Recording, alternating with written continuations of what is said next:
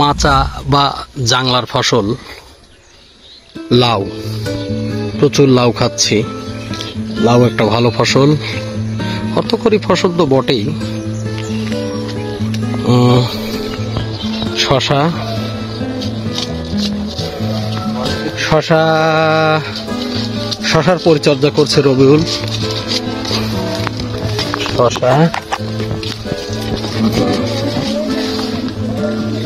এই যে আমাদের সিমের কি সুন্দর ফুল এসেছে, খুব সুন্দর সিমের গাছ। এগুলো টোটালি বিষমুক্ত ফসল। প্রত্যেক চাষির পক্ষে সম্ভব নয়। যাদের এই ধরনের সুযোগ সুবিধা আছে, পুকুর পাড়ে জায়গা আছে, তারা এগুলো করতে পারেন। এটা খুবই একটা ভালো উদ্যোগ। বিষমুক্ত ফল ফসল নিজেরা খাবেন, পরিবারকে খাওয়াবেন,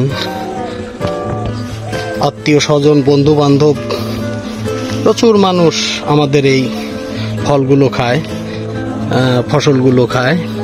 এই যে দেখুন মরিচ, প্রচুর ফুল আসছে মরিচে। আমাদের এই পুকুর পাড়ে আমরা সবচেয়ে বেশি উৎপাদন করি এখন কলার গাছ। অনেক, সব দিক দিয়েই দেখুন কলার গাছ হয়ে গিয়েছে। কলা একটা ভালো অর্থকরী ফসল। কলা চাষে পরিশ্রম কম, পাশাপাশি আমরা কলাটাকে উৎপাদন করি রাসায়নিক মুক্ত, সার বা বিষ, কীটনাশক এগুলো ব্যবহার করি না, যে কারণে আমাদের কলাটার উৎপাদন একটু কম হলেও স্বাদে গন্ধে অতুলনীয়। আমরা বাজার মূল্যটাও খারাপ পাই না, বেশ ভালো পাই। বেগুন খুব কম প্রোডাকশন হয়। বেগুন প্রোডাকশন করতে হলে প্রচুর পরিমাণে কীটনাশক ব্যবহার করতে হয়। এই যে ধন্দুল, পেঁপে তো আগেও দেখিয়েছি। এই যে দেখুন পেঁপে কত সুন্দর, ছোট্ট গাছ, প্রচুর পেঁপে। বেশ কিছু পেঁপে গাছ আমাদের আছে,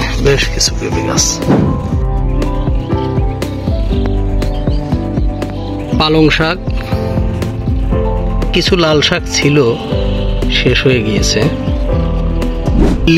লেবু আমাদের বেশ কিছু লেবু আছে, কিন্তু আমাদের কাছে মনে হয়েছে লেবু কোনো লাভজনক ফসল নয়। বৃহৎ আকারে করলে হয়তো লাভ হয় কারো।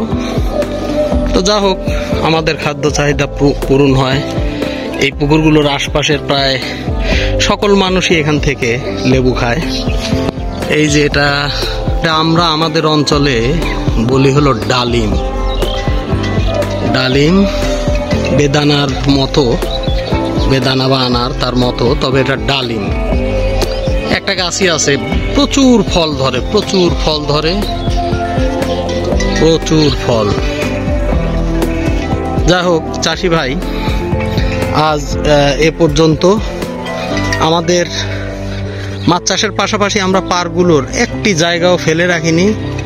সকল জায়গায় কম বেশি ফসল আমরা উৎপাদন করেছি। আজ এ পর্যন্ত, ধন্যবাদ। আগামীতে মাছ চাষের অন্য কোনো খুঁটিনাটি বিষয় নিয়ে কথা হবে ইনশাল্লাহ।